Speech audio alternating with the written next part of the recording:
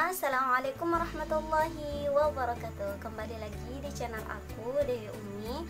Makasih banget teman-teman kalian udah klik video ini. Jangan lupa dukung terus channel aku dengan cara like, subscribe, dan share ke sosial media yang kalian punya.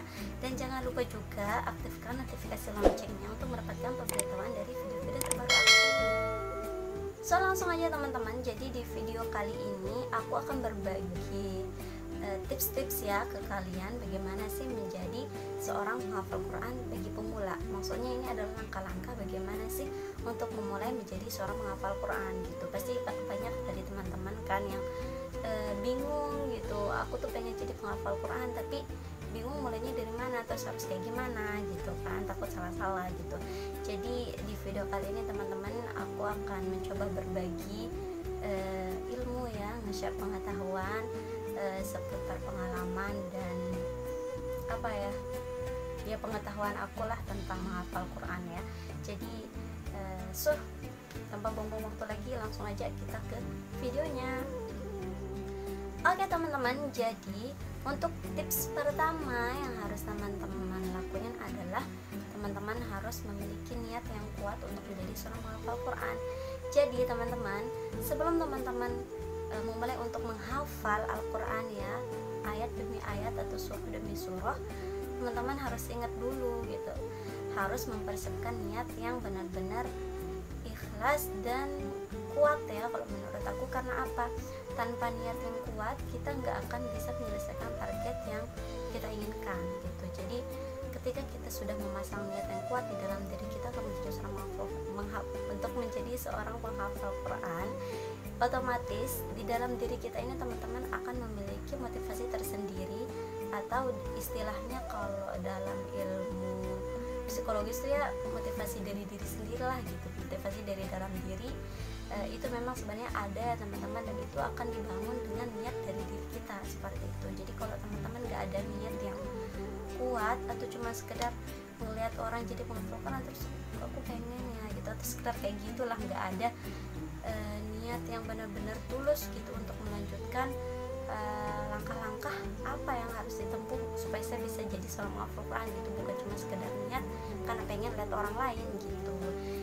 Atau mungkin bisa juga teman-teman pasang niat bukan cuma dari diri sendiri ya, bisa juga dari faktor lain gitu, atau dari luar diri, seperti misalnya niat untuk membahagiakan kedua orang tua gitu kan, atau ingin menjadi anak yang solehah, atau ingin masuk surga atau kayak gimana gitu lah. Itu kan nanti tergantung dari teman-teman semua. Yang jelas bagaimana teman-teman menggabungkan antara niat dari dalam diri kita sendiri dan dari faktor luar itu sendiri, bagaimana supaya niat kita ini benar-benar kuat untuk menjadi seorang penghafal Quran gitu loh teman-teman. Jadi untuk tips pertama ini sepele ya, kelihatannya cuma niat gitu, tapi jujur aja dari niat ini sangat mempengaruhi bagaimana keberhasilan kita untuk mencapai tujuan kita untuk menjadi seorang penghafal Quran gitu loh teman-teman. Awalnya sih ya, pas aku mulai untuk menghafal Quran tuh memang aku juga gak ada niat gitu loh teman-teman. Jadi pas aku dalam proses menghafal Quran tuh semua mau aku gitu, pas aku mau ya aku ngafal, pas enggak ya enggak gitu. Jadi hasilnya enggak maksimal, dan ya teman-teman tahu sendirilah kalau kita mengerjakan sesuatu tidak maksimal itu pasti hasilnya juga tidak akan memuaskan seperti itu ya. Jadi untuk teman-teman aku kasih tips bagaimana untuk menjadi seorang penghafal Quran itu kita harus memiliki niat yang kuat dalam diri kita sendiri, yang itu kita peroleh dari penggabungan antara motivasi dari dalam diri dan dari luar faktor diri kita gitu. Misalnya kalau teman-teman memang sayang banget sama kedua orang tuanya dan mau menjadi seorang anak yang berbakti dengan cara menjadi seorang penghafal Quran, supaya nanti bisa menyelamatkan kedua orang tua di akhirat kelak gitu kan, memberikan mahkota kebanggaan untuk kedua orang tua kita di surga gitu kan ya. Itu tergantung teman-teman semua, yang penting niatnya karena Allah ya, dan memang benar-benar niat untuk akhirat kita seperti itu. Jadi itu yang pertama adalah pasang niat yang kuat. Tips yang kedua teman-teman semua, jadi tips yang kedua adalah teman-teman harus mempersiapkan satu mushaf khusus ya, atau satu Al-Quran khusus untuk teman-teman gunakan dalam proses menghafal Quran nanti ya. Al-Quran itu kan teman-teman banyak banget ya untuk macam-macamnya, ada yang versi 15 baris, ada yang 18 baris, ada juga yang 20 baris gitu. Jadi itu nanti teman-teman tentuin sendirilah sukanya pakai mushaf yang mana gitu.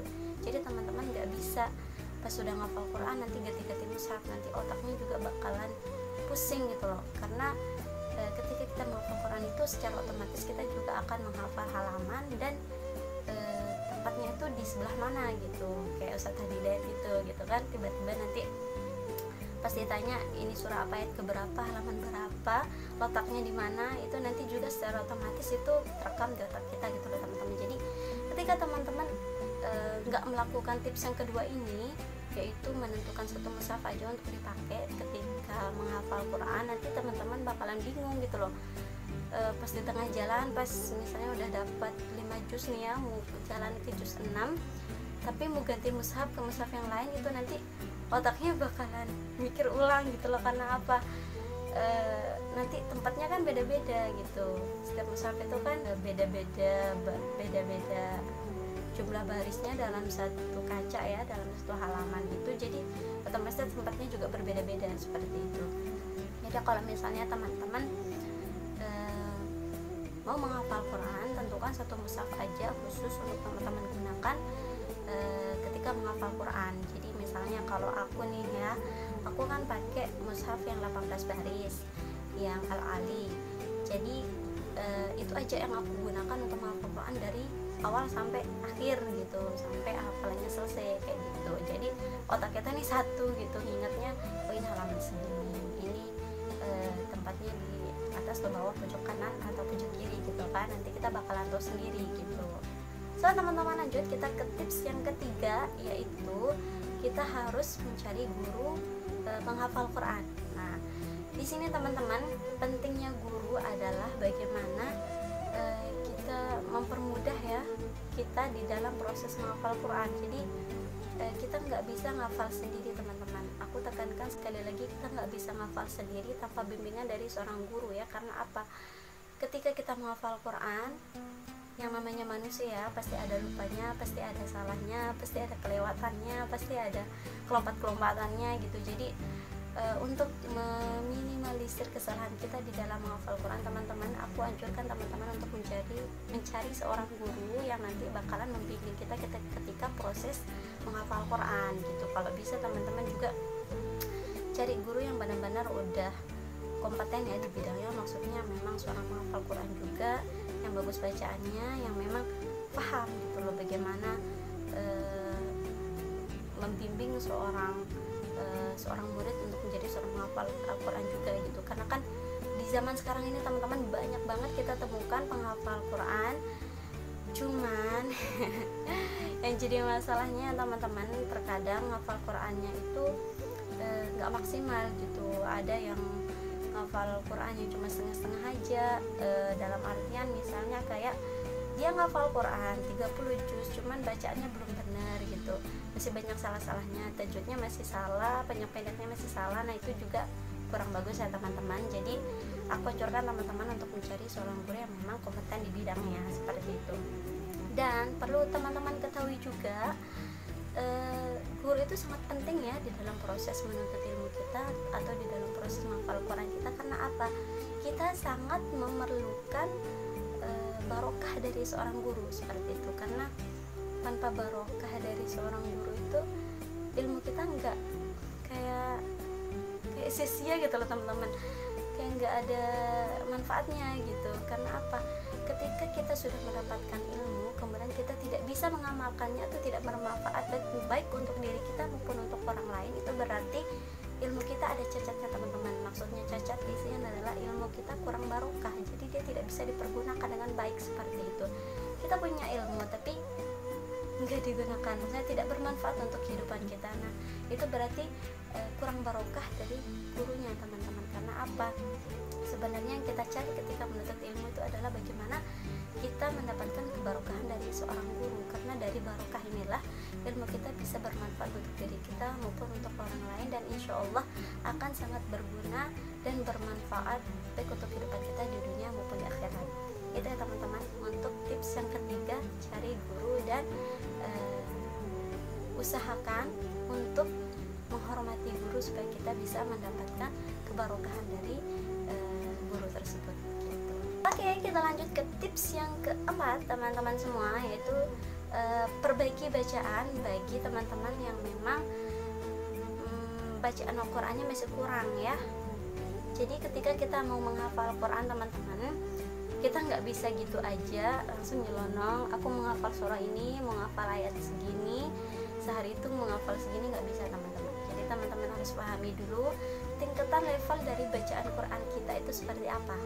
Nah, jadi nanti kita tahu kita bakalan ulang untuk memperdalami ilmu bacaan Quran kita itu dari mana, seperti itu. Jadi teman-teman perlu aku tekankan di sini ya. Ketika kita menghafal Quran kemudian kita nggak peduli dengan bacaan Quran kita, itu nanti akan berefek pada hafalan Al-Quran kita setelah kita mendapatkan hafalan Al-Quran. Karena apa? Ketika kita memaksakan diri untuk menghafal Quran dalam keadaan bacaan Quran kita masih kurang, maksudnya masih kurang bagus ya, masih banyak salahnya, misalnya banyak pendeknya masih kurang, tajwidnya juga masih kurang, makharijul hurufnya masih kurang. Nanti ketika kita sudah mendapatkan hafalan Al-Quran, kemudian kita ketemu sama guru yang fasih gitu ya, dalam artian dia paham salah kita itu di mana dan akan diperbaiki bacaan kita itu akan sangat sulit sekali. Karena apa? Otak kita ini akan sangat kuat merekam sesuatu yang kita hafal pertama kali teman-teman. Jadi kalau menurut pengalaman aku belajar Al-Quran, menghafal dan mengajarkan Al-Quran ya, dan mengajarkan hafalan Al-Quran juga, itu akan sangat nggak bagus banget ya teman-teman ketika kita memaksakan diri untuk menghafal Quran dalam keadaan bacaan Al-Quran kita itu masih kurang bagus gitu. Kalau menurut pengalaman aku ngajar sih ya, aku punya murid, dia itu hafalannya udah dapat 1 juz, hampir 2 juz teman-teman. Cuman pas aku dengar bacaannya masih banyak yang salah, dan aku rasa sayang banget ya, sayang sekali kalau misalnya aku mau lanjutin hafalan Quran dia ke juz selanjutnya, sedangkan bacaan Qurannya masih salah dan hafalannya yang kemarin tuh masih banyak salahnya gitu. Nanti kalau didengar sama orang lain kan kurang enak gitu loh. Masa nanti orang pasti bilang kok dia ngapal Quran, bacaan Qurannya masih salah gitu kan. Jadi kita pasti menghindari teman-teman yang namanya hal-hal yang seperti itu. Jadi itu pun aku berusaha memperbaiki bacaan isi muridku ini sampai berbulan-bulan teman-teman, bahkan setengah tahun lamanya, 6 bulan ya. Karena apa? Dia merasa sangat kesulitan sekali ketika dia mencoba untuk mengingat hafalan Al-Quran yang dia perbaiki seperti itu. Jadi yang keingat itu pas dia setoran di aku itu hanya hafalan Qurannya yang pertama kali dia hafal gitu. Cara baca hafalan Quran yang pertama kali dia hafalkan dengan cara bacaan yang salah. Nah itu nanti otak akan ngerespon ya, otomatis dia akan mengeluarkan sebuah bacaan yang memang pertama kali dihafal, dan itu adalah bacaan yang sering banget diulang-ulang gitu kan teman-teman. Jadi untuk menghindari hal seperti itu, aku kasih tips ini ke teman-teman untuk bagi teman-teman yang ngerasa bacaan Qurannya masih kurang untuk memperbaiki bacaan Al-Quran dulu, baru memutuskan untuk menghafal Al-Quran gitu, supaya nanti pas sudah dapat hafal Quran, bacaannya pas dan gak perlu diulang-ulang dan diperbaiki lagi, seperti itu teman-teman. Tips yang kelima teman-teman, yaitu berdoa kepada Allah Subhanahu wa Ta'ala. Jadi di dalam proses menghafal Quran kita teman-teman, tentu kita sangat membutuhkan yang namanya pertolongan dari Allah ya, atau ridho dari Allah, izin dari Allah. Dan perlu teman-teman ketahui bahwa kita ini adalah manusia yang diciptakan penuh dengan kekurangan.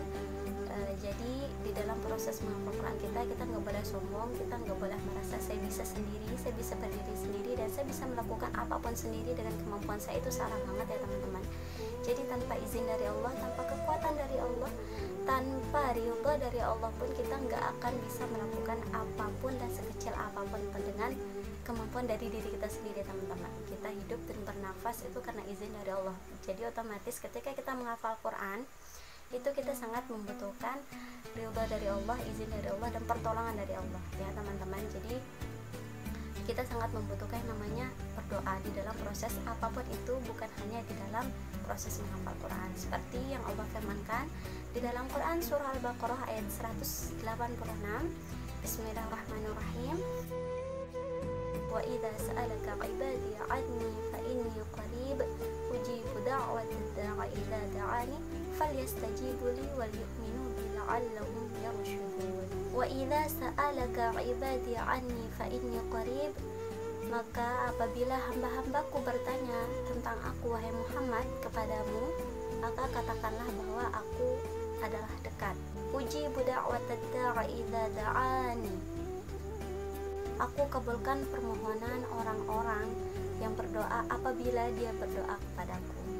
Falyastajibu li wal yu'minu bi la'allahum yarshudun. Hendaklah mereka itu memenuhi perintahku, falyastajibu li wal yu'minu bi, dan beriman kepadaku, la'allahum yarshudun, agar mereka mendapatkan kebenaran. Dan di dalam Quran surah Al-Baqarah ayat 186 ini Allah berfirman ya, bagaimana kalau kita berdoa, apabila kita berdoa kepada Allah, maka Allah mengatakan bahwa aku akan mengabulkan permohonan orang-orang yang berdoa kepadaku. Jadi teman-teman, di dalam proses menghafal Quran kita sangat memerlukan yang namanya berdoa kepada Allah Subhanahu wa taala.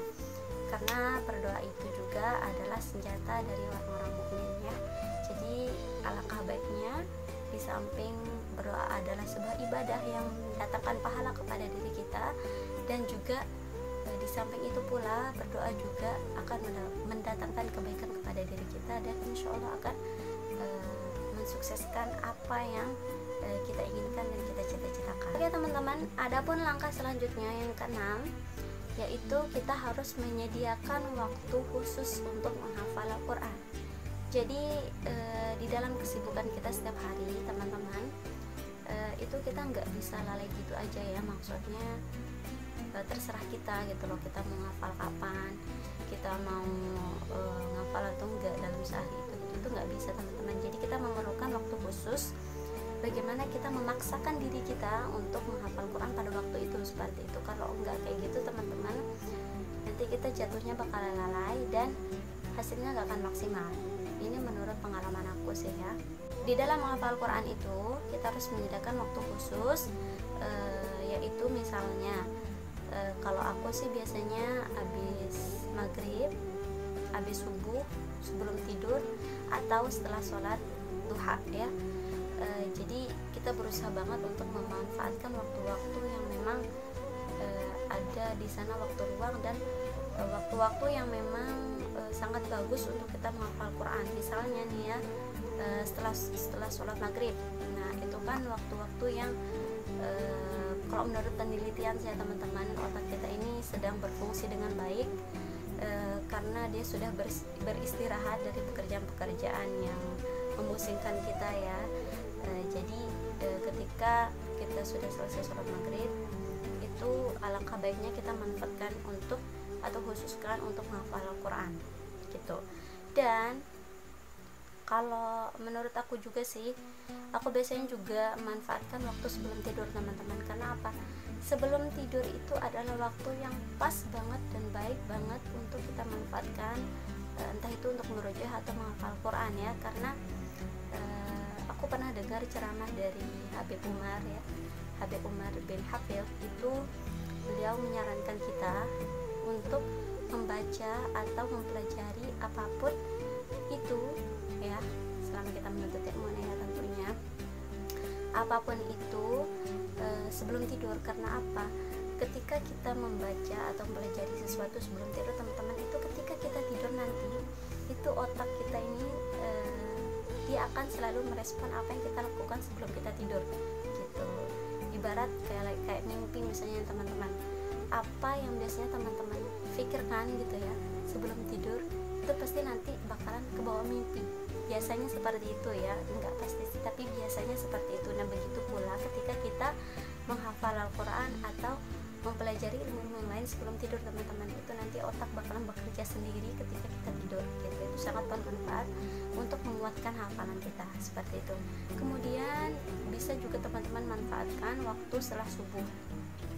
Itu sangat bagus banget karena otak kita lagi fresh ya, dalam artian dia belum memikirkan hal-hal lain, yaitu otak kita masih kosong gitu loh. Jadi itu sangat bagus untuk kita manfaatkan ketika ingin fokus menghafal Quran gitu teman-teman.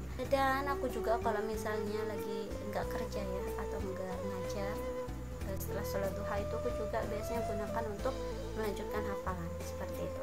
Tapi tergantung teman-teman sih waktu luangnya di mana, itu teman-teman bisa tentukan sendiri menurut aktivitas teman-teman, kegiatan teman-teman seperti apa. Yang jelas dalam satu hari itu kalau bisa usahakan jangan sampai terlewatkan ya untuk menghafal Quran atau menambah hafalan Al-Quran kalian. Karena apa? Al-Quran ini sangat pecemburu ya teman-teman.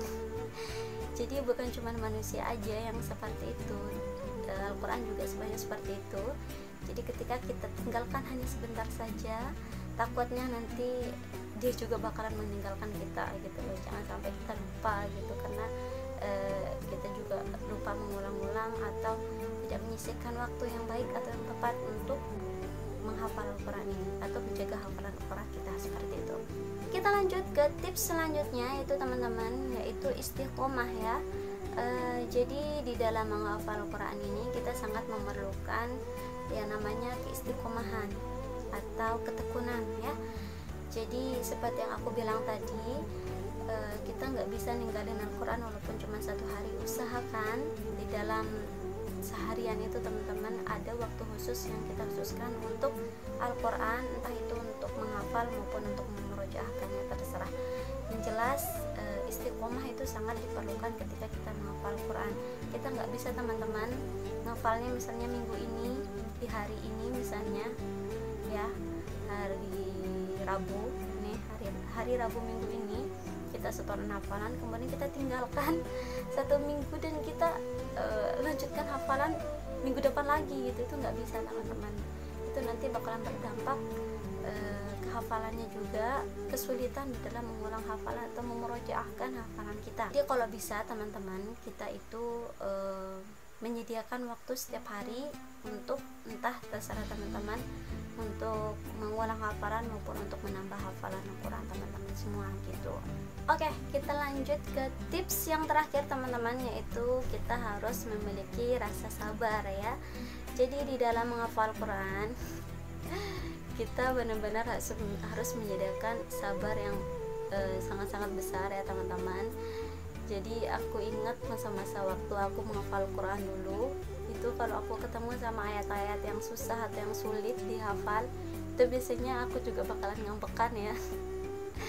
Ngambekan dalam artian ketika aku merasa udah mencoba menghafal berulang-ulang kali dan udah berusaha semaksimal mungkin gitu ya, tapi dia nggak masuk juga, itu biasanya aku juga ngambekan teman-teman. Aku tinggalin gitu aja, maksudnya ya aku nggak tinggalin lama sih, sampai aku tenang gitu loh, sampai aku memang benar-benar bisa fokus buat ngafal lagi gitu. Karena yang namanya kita ngafal Quran teman-teman nggak semudah yang kita bayangkan, nggak seenak yang kita lihat dari hasil-hasil orang-orang yang kita temukan seperti itu ya. Jadi di dalam prosesnya itu kita bakal menemukan sangat banyak sekali rintangan-rintangan maupun coba-cobaan di dalam menghafal Quran itu sendiri. Karena ya kita positive thinking ya teman-teman, husnuzon, Allah ingin melihat usaha kita ya, sejauh mana dan sekuat apa kemauan kita untuk menjadi seorang penghafal Quran seperti itu. Jadi kesabaran di sini sangat dibutuhkan untuk kita bisa bertahan di dalam setiap cobaan yang kita hadapin. Kalau cobaan-cobaan yang biasanya aku temuin sih teman-teman, yang pertama itu ya, ketika kesulitan untuk menghafal ayat-ayat yang memang tergolong agak sulit ya. Banyak sih ayat-ayat yang memang agak susah untuk dihafal gitu, yang susah kata-katanya, yang agak berbelit-belit gitu. Kemudian kedua juga rasa malas, itu kalau kita nggak lawan teman-teman, waduh itu kayak susah banget gitu loh. Karena apa, kalau kita ikutin terus ya rasa malas ini, dia akan berkelanjutan dan lama-lama nanti kita benar-benar bakalan meninggalkan Al-Quran gitu aja gitu. Jadi usahakan teman-teman ketika timbul rasa malas, kalau bisa ya paksakan diri sebisa mungkin supaya kita memerangi rasa malas ini dan tetap istiqomah untuk melanjutkan hafalan Quran kita ataupun untuk mengulang hafalan Al-Quran yang sudah kita dapatkan, seperti itu. So teman-teman, itu dia beberapa tips-tips menghafal Quran dari aku. Semoga bermanfaat untuk kita semua.